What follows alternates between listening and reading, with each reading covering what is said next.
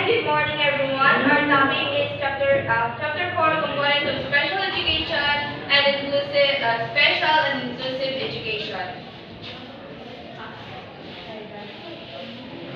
So child finds through a pre-referral process. So pre-referral process is a referral for evaluation and special education services begin by identifying students who have additional needs and who may be at risk for developmental disabilities. School guarantee counselors, early childhood teachers, primary school teachers, and community-based daycare workers are often the first to notice such development delays in children.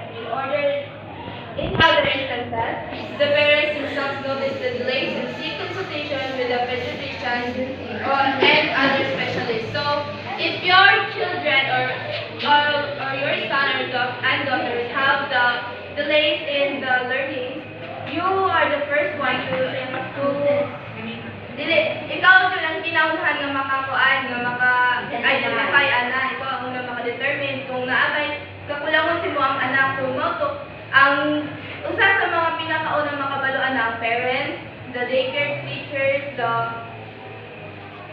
the primary school teachers, the early childhood teachers, and community-based daycare workers. Kamo ang unang makabalo. So, sa pre-referral, child find through a pre-referral process, dili na tumayban kung ang bata ba na ay delayed or na ay disability learning or kanang may bawa na to kung lahi ka pala mong saya or ayan na. So, pre-referral process. A child noted to have significant difficulties in relation to expected competencies and developmental milestones may be referred by parents and teachers for observations and assessment. A team professionals known as pre-referral team is comprised of special education teachers, counselors, administrators, and psychologists who collaborate to determine reasons for the observed challenges. Halahan et al. 2014. They collaborate to find ways to meet the needs of children with developmental delays. Taylor 2009 provided an assessment model that begins with a pre-referral process. Children with noted developmental delays and difficulties are identified through observations and use of norm and criterion reference tests. They are not immediately referred for special education testing, but are first provided with the necessary academic and behavioral support needed to address noted challenges. In his assessment, Taylor 2009 explained that the initial step is to determine teaching areas where a learner will benefit from additional support through a variety of means. Very young students who are at risk are suspected of additional needs may also be identified through community-based screening. Child development and social workers use developmental screening tools such as early childhood care and developmental or ECCD checklist that covers items expected for a child's typical development as presenting in Chapter 5. Chapter 5 about the ECCD. So in this pre-referral process, again, they will try to find out what are the delays of the children, and then they will have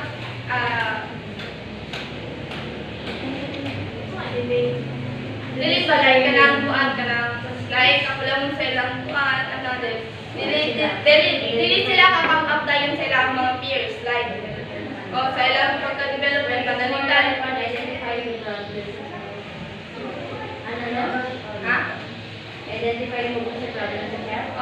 I-identify na ito kung sa problema sa bata, kung nakacheck ang bulangon, basta mo na siya sa pre-referral process.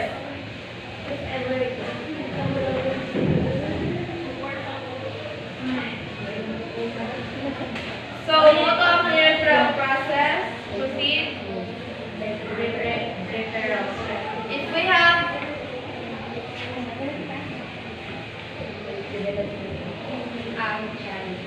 if you have any idea, you can raise your hand and explain what have you thought or what are you thinking.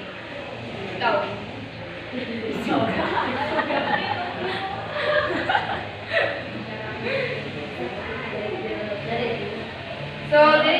if we have a pre-referral process, we have also a pre-referral strategies.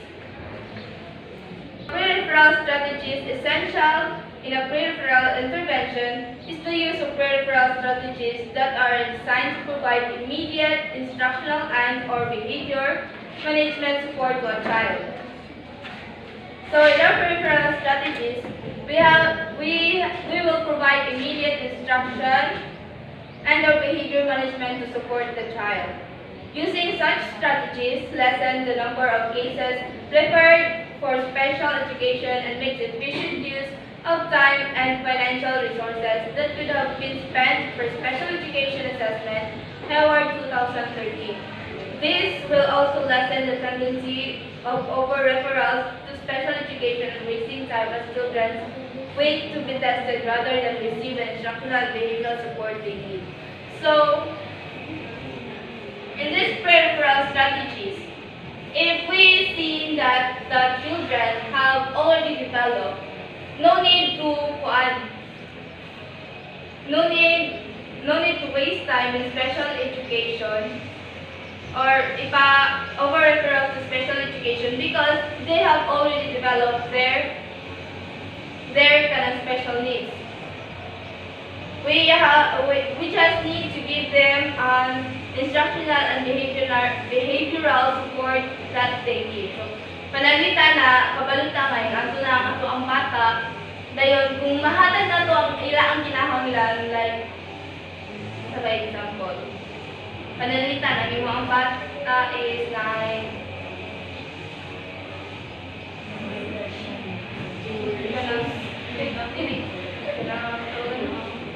Down syndrome. If the child has Down syndrome, dayon, dili puno kay di siya developmental ang Down syndrome.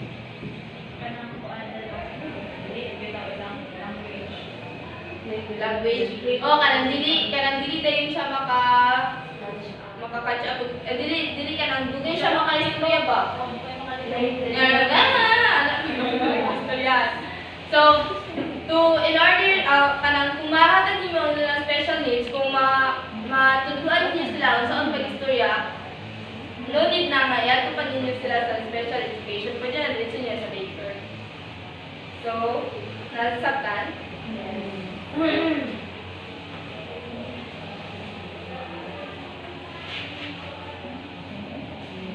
Examples of pre-referral strategies are observation of the child's behavior, including interactions with parents, teachers, and peers.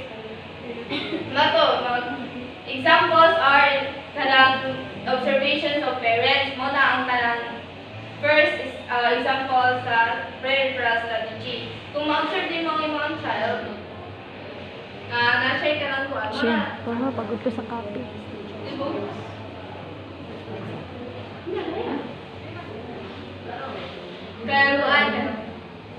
First example is observation of the child's behavior.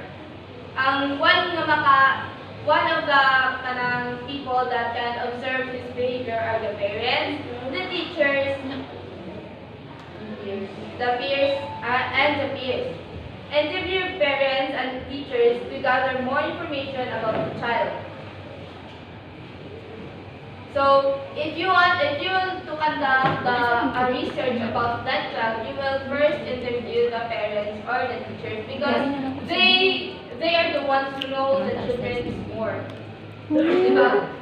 Ikaw may unang makabalo sa imo ang bata kay imo man ang kuan sige man mo all to you. Then, review of school records and analyze the child's academic output through error analysis. So, if you determine or you identify the error analysis, so that means that the children have something with